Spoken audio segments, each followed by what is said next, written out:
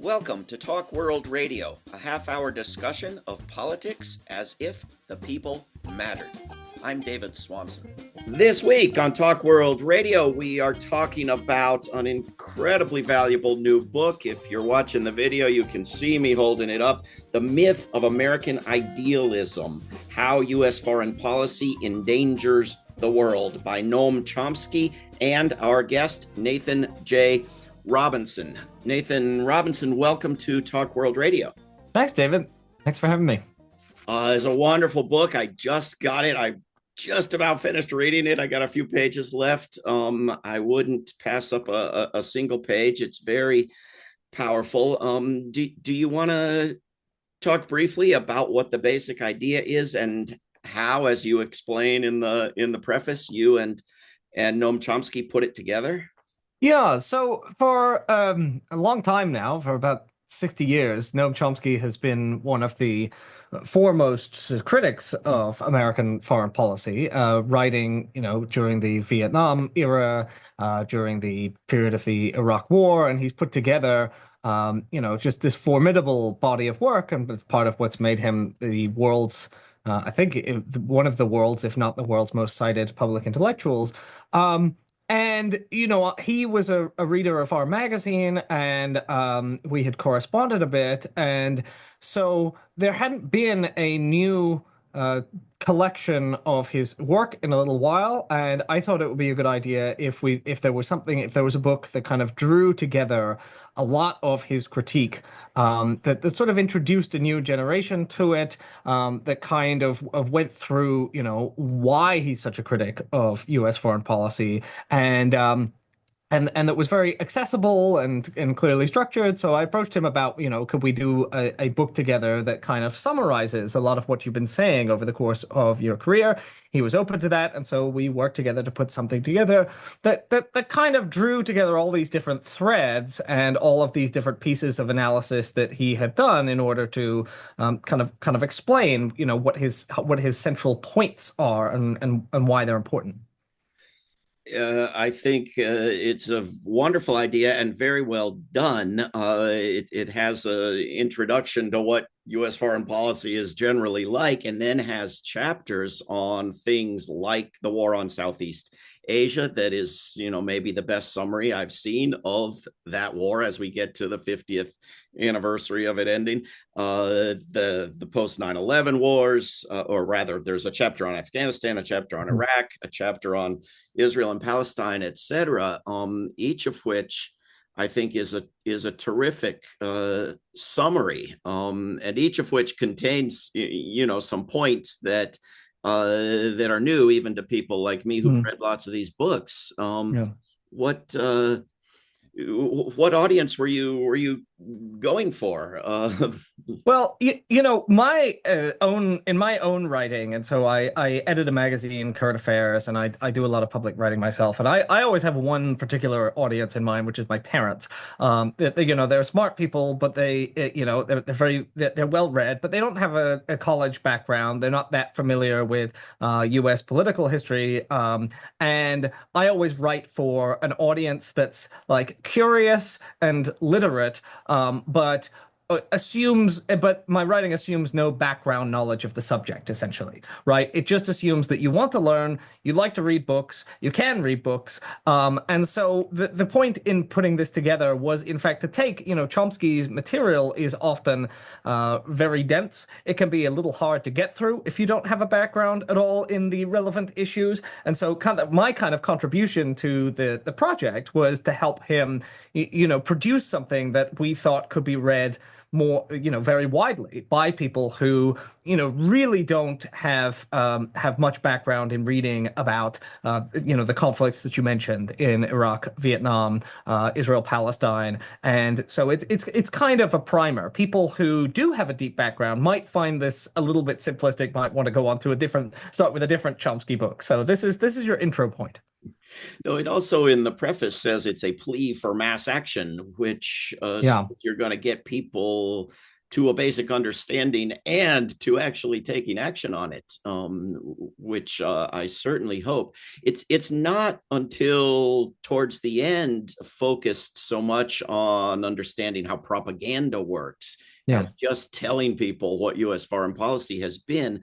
But it is very much about intentions, right? It Yeah. seems to be addressed to people who believe the U.S. government is well intentioned, Yes. and the central argument is no, it isn't, right? Well, so there's two things that you mentioned there. I mean, the first is this idea of the book as, not just an academic or historical account of U.S. conflict, but Chomsky has always been an activist. He's always been someone who is trying to end U.S. wars, who is trying to restrain U.S. violence around the world. And so, a central message of the book is not just, look at all of these terrible things that have been done by the United States government over the years, but also, and it's funny that the kind of the only chapter that you haven't read yet is the conclusion, because that's kind of the only optimistic chapter. That's the chapter where we say, well, we go through the history of activism, and we say, well, we're trying to empower the readers to do something about it, not just to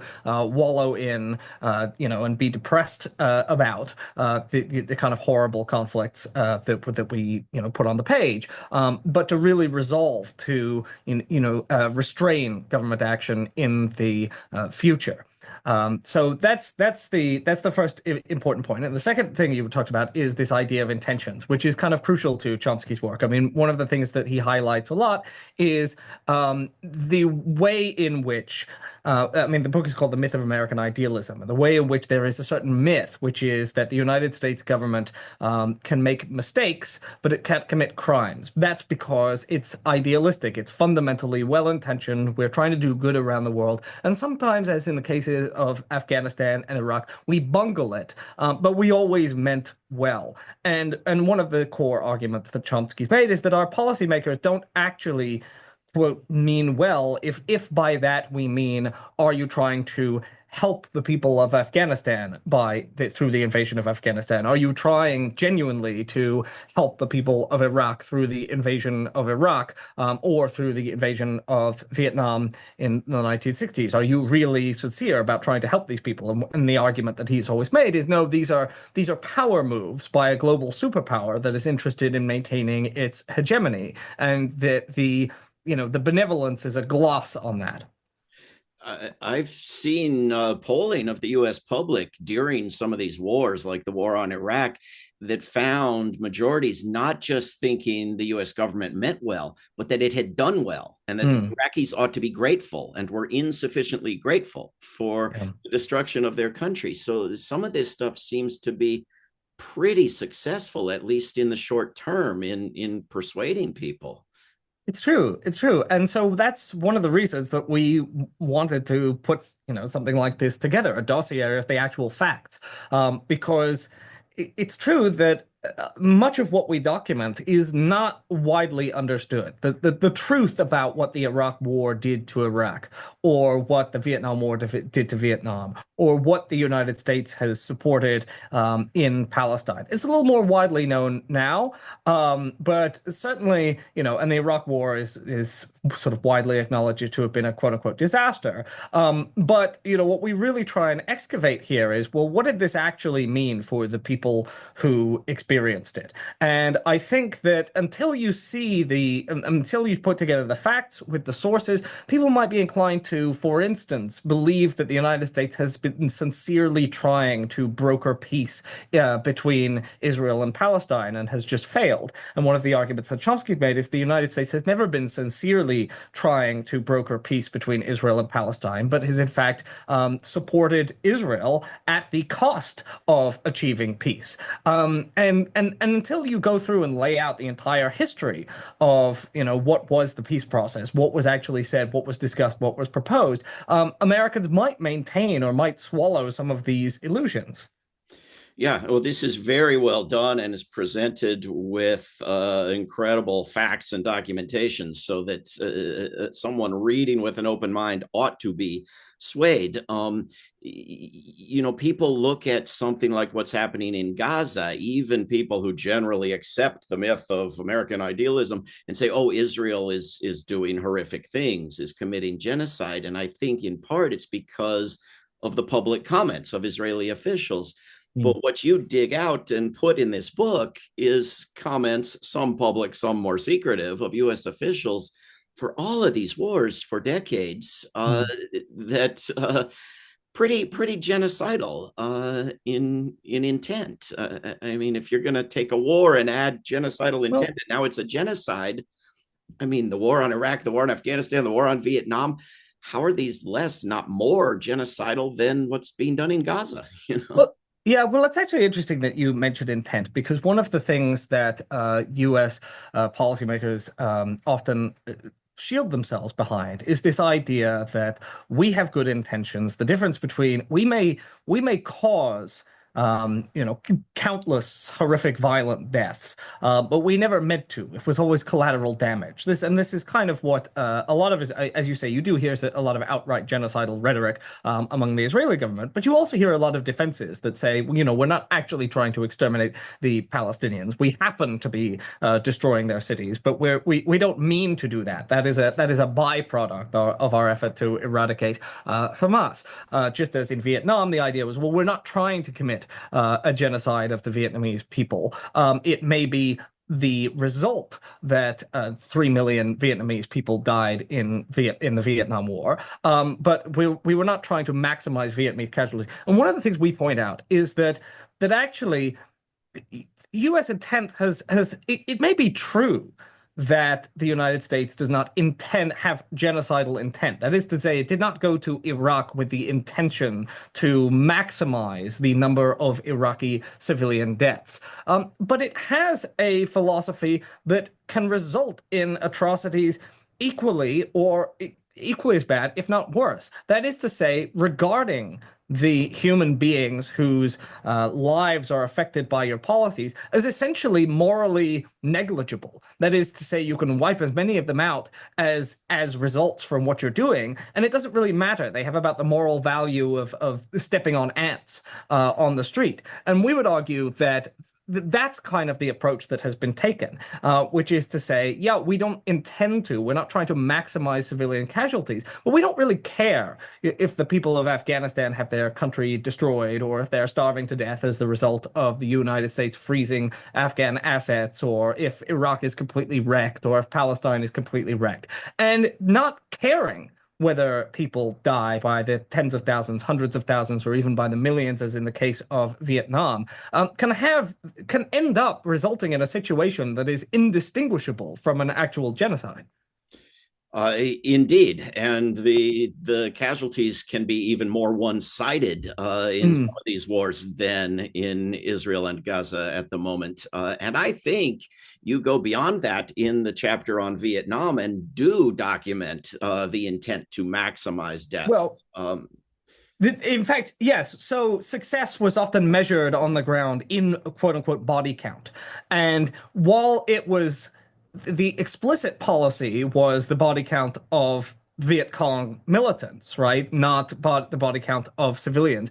We know that in practice, if you tell soldiers, your success is measured in body count, then the distinction, there's a powerful incentive to completely ignore the distinction between military and civilian, and to present civilian casualties as military casualties, as indeed we know happened very, very frequently. And so, yeah, a lot of the measurements of success in Vietnam really do sound kind of quasi-genocidal, because they sound like, well, the more people you kill, the better. And while ostensibly you are still hitting military targets, as a matter of reality, soldiers who are told they need to maximize body count are not really going to think very hard about whose bodies they're adding to the pile. Indeed. Quoting from the book, anything that flies on anything that moves, it would be hard to find a declaration of such clear genocidal intent in the archival record of any state. Yeah, I mean, that's Henry Kissinger. yes, here in my town in Virginia, in the United States, in recent years, they took down the monuments to the Confederate side of the U.S. Civil War because they said, we love wars. Wars are wonderful. War monuments are sacred, but this was a racist war. And I Mm, looked around at all the other war monuments in town to mm, all these other wars, and it's hard to figure out, how any of them are the slightest bit less racist. yeah.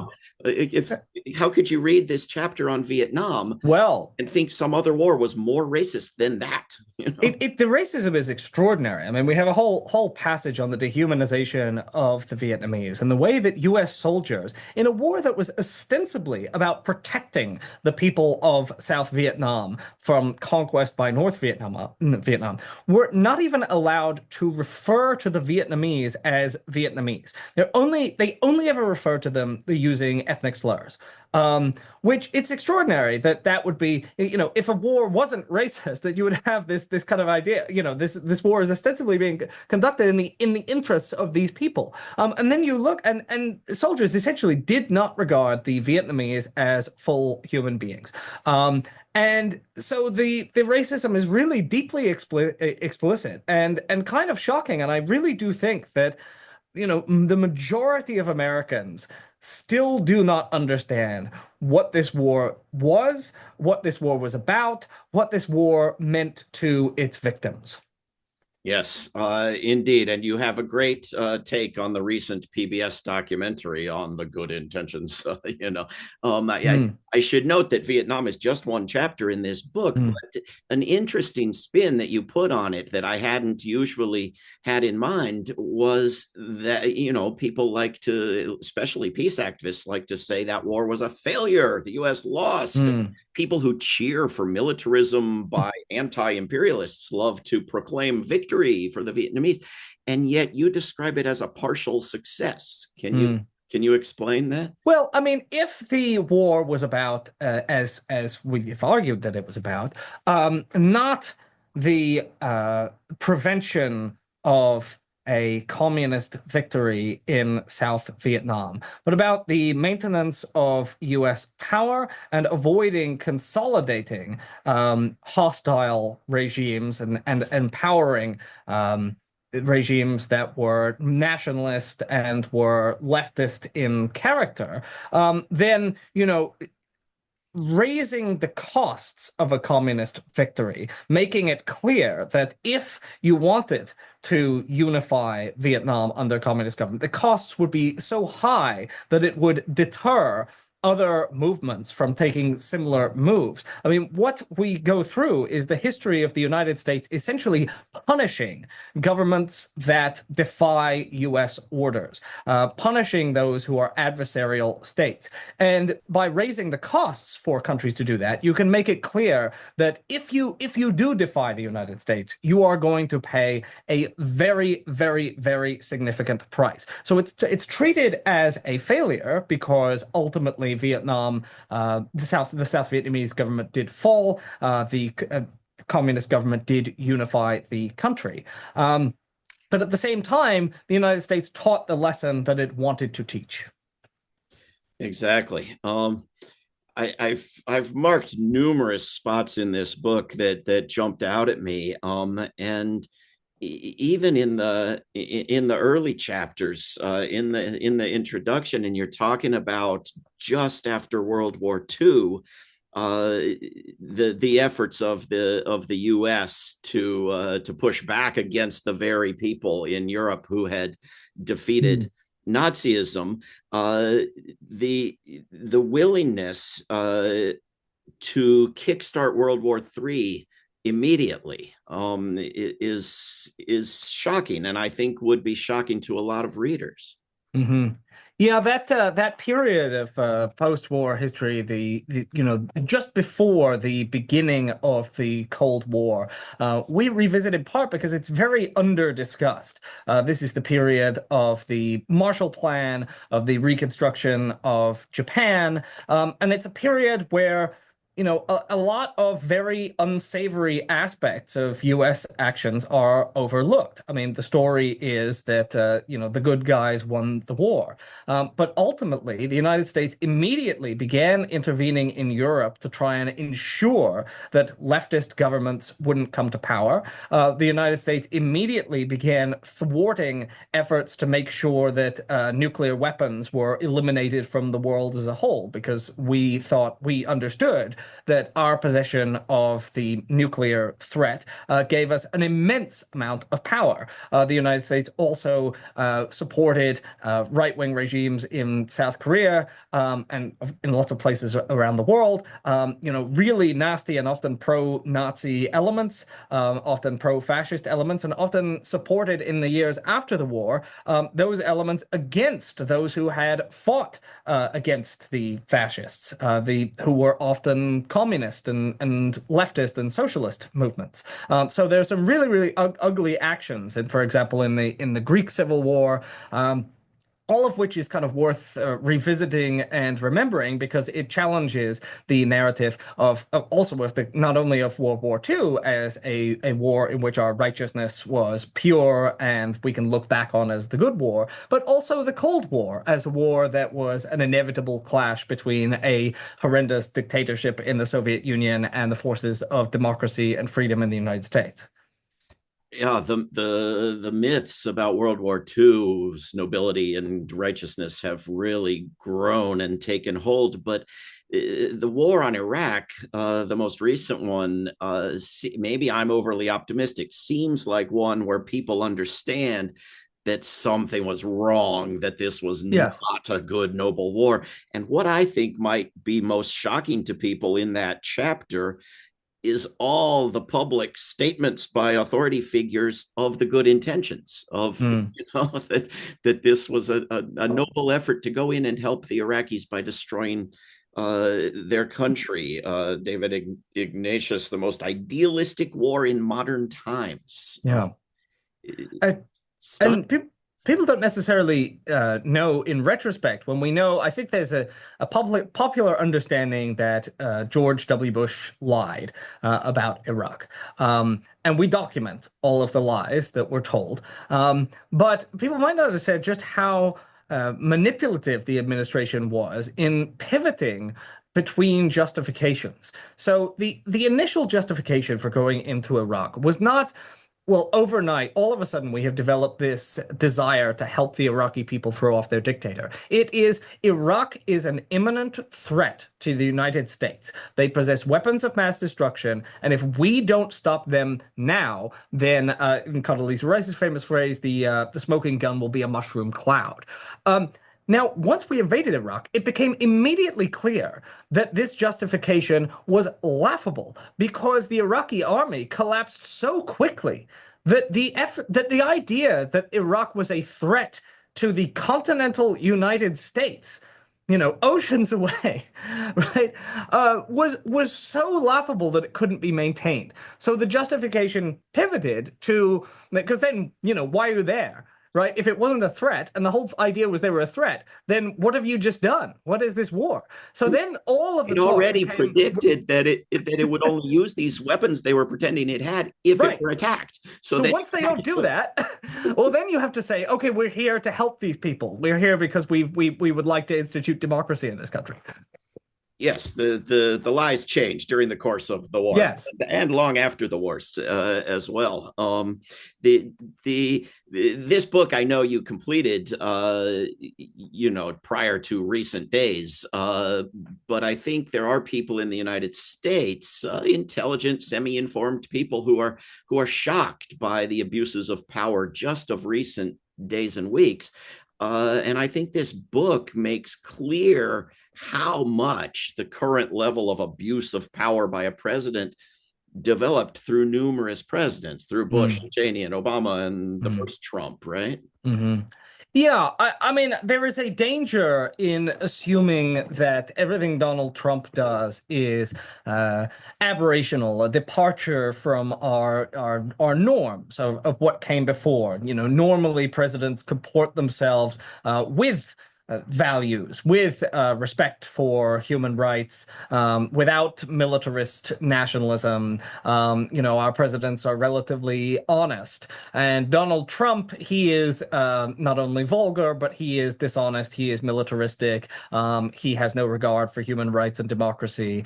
But I think when a reader reads this book, which, as you say, everything in it is from before the second Trump term, what they can see is that even many of our supposed greatest presidents, like Dwight Eisenhower, Lyndon Johnson, did things that were essentially, they supported criminal regimes, authoritarian regimes, war crimes. They covered them up. They lied shamelessly about them.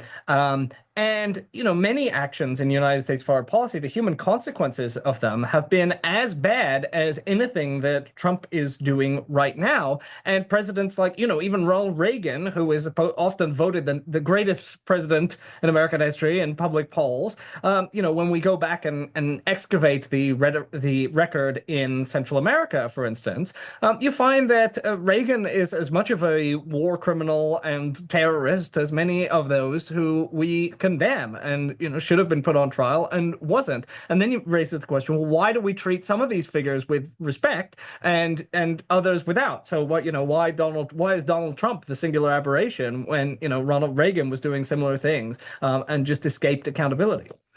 It's a very good question. I wish we could go for 3 or 4 hours. The time is flying by, and I'm not noticing, but we've got about 2 minutes left. We're talking about the book, The Myth of American Idealism, How U.S. Foreign Policy Endangers the World, by Noam Chomsky and our guest, Nathan Robinson, who I should say is the co-founder and editor-in-chief of Current Affairs magazine and the author of Why You Should Be a Socialist and Responding to the Right, and numerous terrific articles you can find online. Nathan, if we got 2 minutes left, Yeah. What should people know? Why should they go out and get this book, which I highly recommend? Well, for me, Chomsky's work has always been really eye-opening. I have found out so much from him that I would never have found anywhere else. And in the course of compiling this, I discovered that a lot of these facts basically have only appeared in Chomsky's work and the original sources. So I think people will really have their eyes opened, even if they think they know, even if they're pretty cynical about U.S. wars and U.S. presidents. I guarantee you, no one will know everything that's in this book. And I think you'll learn a lot. And I think my hope is that you'll be inspired. You'll also look at our discussion of protest movements, and you'll really understand that, our central point is that the American people have an obligation to try and work to avoid wars in the future that might come. This book is not only a documentation, but it is also a warning about what will happen if we don't have a citizenry that understands these things and takes action. It's an absolutely wonderful book. It goes through the wars we've mentioned and many more, goes into the domestic roots of foreign policy, essentially the anti-democratic nature thereof, goes into the pretense of the rules-based order, goes into the propaganda, and the need for activism. The Myth of American Idealism, How U.S. Foreign Policy Endangers the World, Noam Chomsky, Nathan J. Robinson. Nathan, thank you very, very much for doing this and for coming on Talk World Radio. Thanks so much for having me, David. This is Talk World Radio. I'm David Swanson. Take action at rootsaction.org. Help end war at worldbeyondwar.org. Read or listen to today's Peace Almanac entry at peacealmanac.org. All past shows can be heard at talkworldradio.org. Talk World Radio is produced in Charlottesville, Virginia, and syndicated by Pacifica Network. There is no way to peace. Peace is the way.